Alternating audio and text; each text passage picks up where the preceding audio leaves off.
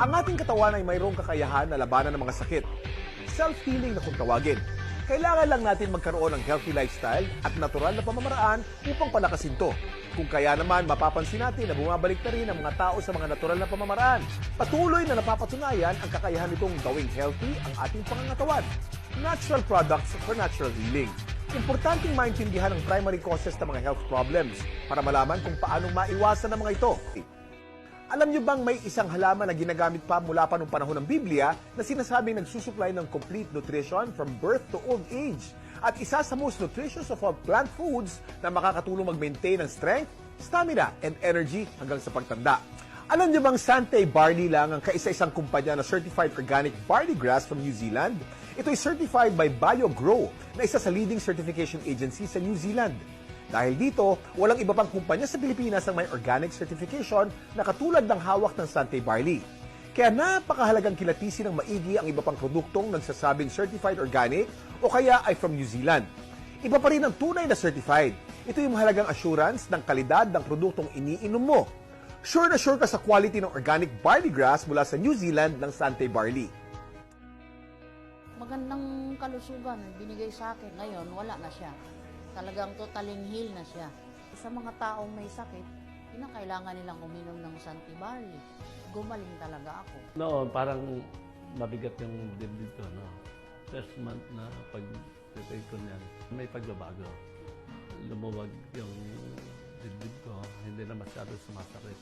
God is really great na binigay niya sa amin si Santay Barley. Nagbago po lahat ang buhay namin. Santay Barley is a tool na makakatulong sa atin. Nag 3 to 4 times a day po ako, nagmassive po ako.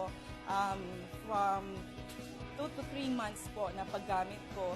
Regular na po, hindi na po siya sumasakit. Nagkaroon na lang po ako ng 1 to 2 sachet for the maintenance every day. Sa ngayon, nung makainom ako ng barley, after 2 weeks, nagkaroon ako ng improvement sa sarili ko. Kaya ngayon, iba ang pakiramdam ko, hindi kaya dati, na nung araw, ako laging lulugulog. Parang ibig sabihin, gulay na ako. Ngayon, masigla katawan ko, kumaga, sabi ko nga, barley lang ang nagbigay sa akin, nakaginhawahan, at una sa lahat ng Diyos. Nagpa-check up ako last month. Nakita ng OB na yung both ovaries ko okay na. Sinabihan kasi ako ng OB noon na mahihirapan talaga ako kasi irregular. Tapos, ngayon, bali wala akong trabaho kasi buntis na rin. 10 weeks, almost 10 weeks. Gift na rin siya ni God. So, dahil na rin siya sa bar, kaya, yun, very happy kami, pati yung mama ko. Pagkatay ko, ilang araw, 2 o 3 araw, may nagbabago sa akin. Ganun. Tapos, ng mga 2 weeks, talagang malaki na yung nawawala. Nawala na yung mga sakit ng tuhod ko, yung mga pangingirot sa bako, diet din po ako, tsaka physically ko naman ako, nag-exercise ako, jogging, at saka inom ng barley, tuloy-tuloy po na ako. Sa awa naman, sa tulong ng Panginoon, kukunti na lang halos yung nararamdaman ko.